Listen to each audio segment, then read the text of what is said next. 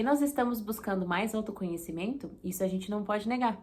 Porque eu estou aqui compartilhando com vocês parte do meu processo, parte da minha jornada, e você está aqui assistindo esse vídeo justamente para ver o que eu tenho para contribuir com a sua jornada. Mas e como a gente faz quando o que a gente está aprendendo sobre a gente não nos agrada? Quando a gente aprende aquelas coisas que não são tão legais assim, que a gente gostaria que fosse diferente, que a gente quer jogar para baixo do tapete, não quer que ninguém veja. Como lidar com isso? E é sobre isso que eu quero falar hoje no 5º episódio, Aprendendo a me escutar, mesmo quando eu não gosto do que eu ouço. É o 5º e último episódio dessa primeira temporada do Alfazemas da Alma aqui no YouTube.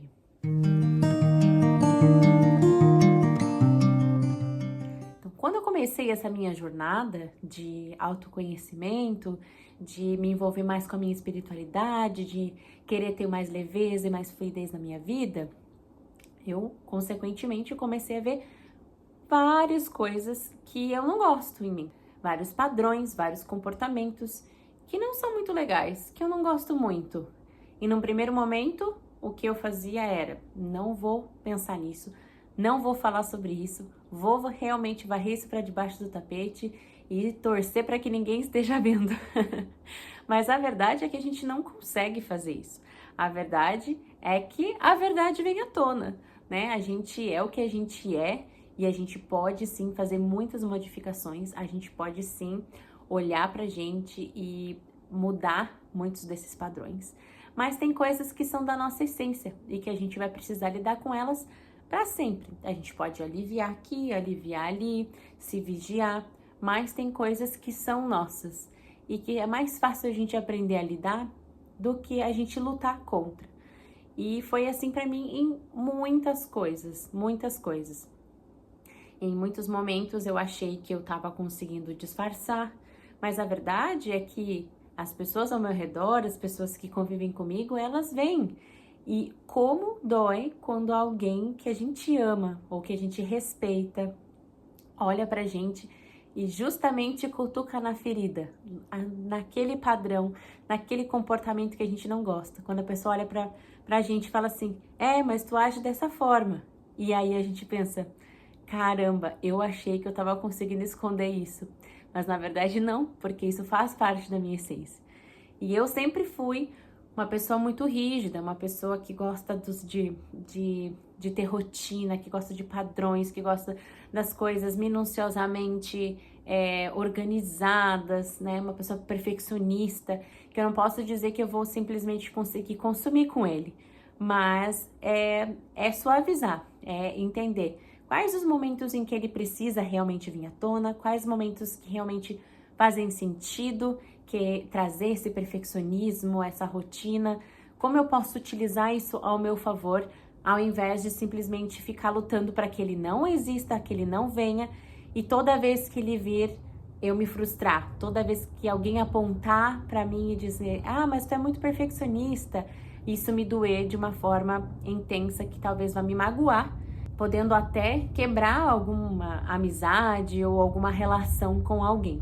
Outra coisa que acontecia muito comigo, e eu nunca vou esquecer o momento em que eu e o meu marido, a gente teve uma discussão, né, nós nos desentendemos, e ele olhou pra mim e ele falou assim, mas eu não posso te falar nada que tu fica assim super magoada, super te dói. No momento eu fiquei muito brava, no momento eu tinha vontade de gritar, espernear, e sentar e chorar. E inclusive, sim, eu sentei e eu chorei. Depois de um tempo, eu comecei a analisar essa situação de fora. Realmente tentar entender por que que quando ele, né, me fala, me aponta algo em que eu estou errada, ou algo que eu poderia ter feito diferente, por que que a minha reação é chorar? Por que que a minha reação, por que que isso me dói tanto, né? Por que olhar esses padrões em mim, reconhecer eles em mim me dói tanto, né, a ponto de me magoar? E ele me falou, quando eu faço alguma crítica a algo, mesmo que seja construtivo, por que que isso te dói tanto? Parece que eu tô te magoando. E essa não é a minha intenção. A minha intenção é realmente só apontar que algo tá errado e tá tudo bem, nós somos humanos, né? E por que que tu chora? Por que tu chora? E realmente depois eu fiquei pensando, por que que eu choro? Por que que isso me dói tanto? E eu comecei a entender que, na verdade, é a minha criança ferida, né? A minha criança que quis ser perfeita, a minha criança que queria estar sempre certa. Se eu estou sempre certa, então eu mantenho essa imagem de que eu sou perfeita. E quando alguém me mostra o contrário, isso me dói, me fere, principalmente alguém que eu amo, alguém que eu respeito, né? Alguém que eu quero do meu lado. E o choro, ele vem justamente por isso, porque pela criança. E para eu não rebater de uma forma grosseira ou de uma forma injusta, eu choro, porque de alguma forma eu preciso extravasar. Então eu comecei a entender que não é infantilidade da minha parte, porque senão eu vou guardando tudo para mim, guardando tudo dentro de mim, e aí eu vou adoecer. Vou adoecer, realmente a minha mente vai adoecer, o meu corpo vai adoecer. Hoje eu já enxergo tudo isso como oportunidades de aprendizado. Por mais que muitas vezes ainda é difícil de admitir algumas coisas, eu ainda olho e penso, não, aqui está uma oportunidade de aprendizado. O que eu aprendi com isso? Um outro exemplo, recentemente eu fechei a minha empresa. Eu tive uma confeitaria aqui em Queenstown por 3 anos e meio, eu e a minha sócia, tivemos a empresa por 5 anos, abrimos uma loja, né, nossa confeitaria, tivemos a confeitaria por 3 anos e meio, e recentemente nós fechamos, mais ou menos uns 3 meses atrás. Não foi um fechamento de ciclo como a gente esperava, como a gente gostaria. Aí, se me perguntam, tá, mas tu se arrependeu de ter aberto a tua empresa? Se arrependeu de como você fechou a empresa? Eu digo que não. Então, quebrando aquela questão do perfeccionismo, né, de querer que as coisas sempre saiam da forma como eu imagino que tem que sair, que tem que acontecer, eu tirei muito aprendizado. Eu abri uma empresa do zero, eu não tinha noção de como era, fora do meu país, né? Então a grandiosidade disso, né? Mantivemos a empresa funcionando bem e saudável por 3 anos e meio. E só que chegou um momento que a gente precisou tomar uma decisão. Por questões pessoais, por questões, né, de estarmos vivendo momentos muito diferentes na nossa vida pessoal e querermos realmente nos dedicar a isso, né? Talvez se fosse a Natália lá do passado, que se doía tanto, não ia aceitar que não, uma empresa, vou fechar a empresa, não é da forma como eu gostaria, ou ia encarar como um fracasso, nossa, fracassei, porque eu precisei fechar a empresa, porque, né, eu quis fechar a empresa, não consegui dar conta de tudo. Então, ok, eu parei, pensei, reanalisei, e eu digo assim, hoje, né, 3 meses depois, eu consigo enxergar realmente que foi o melhor. Foi o melhor para mim, foi o correto a fazer, tantos pesos que eu tirei dentro de mim, eu alinhei quais eram os meus valores do momento, quais eram as minhas prioridades, e chegamos à conclusão de que essa seria a melhor decisão a ser tomada. E hoje eu fico muito orgulhosa por ter tomado a decisão, né? Que hoje eu vejo o quanto ela foi uma decisão correta, como ela foi, né? Ela me trouxe as consequências, né? Dessa decisão. Não tenho mais minha empresa, fechei ela na correria, financeiramente ela não me trouxe o que eu achava que, né? O que valia, na verdade, né?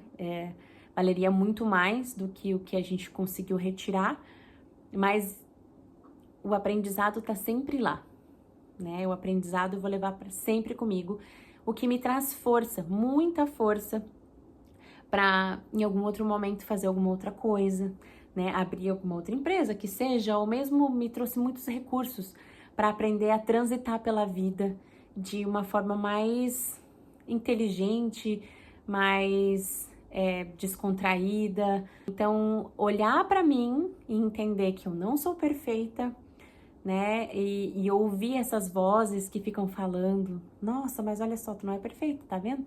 Tá vendo? Isso aconteceu, aquilo aconteceu, né? Me ouvindo, mesmo quando eu não gosto do que eu tô ouvindo, foi importante para que num momento de decisões muito grandes, né? Eu pudesse tirar um pouco dos pesos e tomar essas decisões e encarar as consequências. Então, para mim é muito importante me ouvir, mesmo quando eu não gosto do que eu tô ouvindo, porque pelo menos eu reconheço e depois que eu reconheço, eu acho um recurso para lidar com isso. Ok, é algo que eu consigo mudar 100%, eu consigo ser outra pessoa nesse quesito? Consigo, ok. Ou não, não consigo. Ou gostaria, mas eu não sei como. Então, vou procurar referências. Como eu gostaria de agir nessas situações? E aí eu busco uma referência de alguém que é assim, de talvez algum vídeo ou alguém, alguma coisa que possa me ajudar, que possa, né, me deixar mais perto do meu objetivo. Então, sim, eu acho muito importante me ouvir, independente do que venha, independente de que o que venha seja um tapinha nas costas e, nossa, muito bem, ou seja, tipo, não, tu precisa aprender mais, isso ainda não tá legal. E eu acho que todo mundo que tá passando por esses momentos de transformação, vivem, né, em algum momento passam por isso. Em olhar para si, não se reconhecer ou não querer se reconhecer, às vezes num padrão no outro também, né? Algo que dói, assim, que outra pessoa faz, daí você pensa, nossa, eu faço igualzinho, eu não suporto isso, mas eu faço igualzinho. Então tá, então como posso mudar? Como posso fazer diferente? Quero fazer diferente? Vale a pena? Não vale? Então, tudo são autoavaliações e decisões, né, que a gente mesmo pode tomar.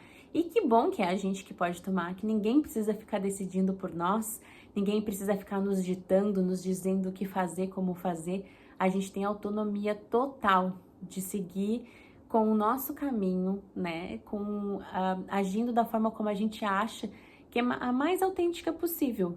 E aprendendo mesmo, né, como foi falado nessa série, aprendendo mesmo pela dor, aprendendo mesmo pelos ciclos, aprendendo com as trocas, aprendendo com o silêncio, aprendendo com a gente mesmo, né, revisitando situações boas, ruins, captando exemplos, procurando exemplos de pessoas que têm comportamentos como a gente gostaria e utilizando elas como um exemplo para os próximos desafios, para as próximas situações. Na minha opinião, tudo é válido. Tudo que vem quando a gente se escuta é válido para a gente se analisar e ser melhor para a gente, né? A gente sendo melhor para a gente consegue ser melhor para as pessoas que estão ao nosso redor e essas pessoas às vezes também entram nessa de querer ser melhor e aí a gente vai abrindo, né, expandindo essa melhoria, essa egrégora de pessoas que realmente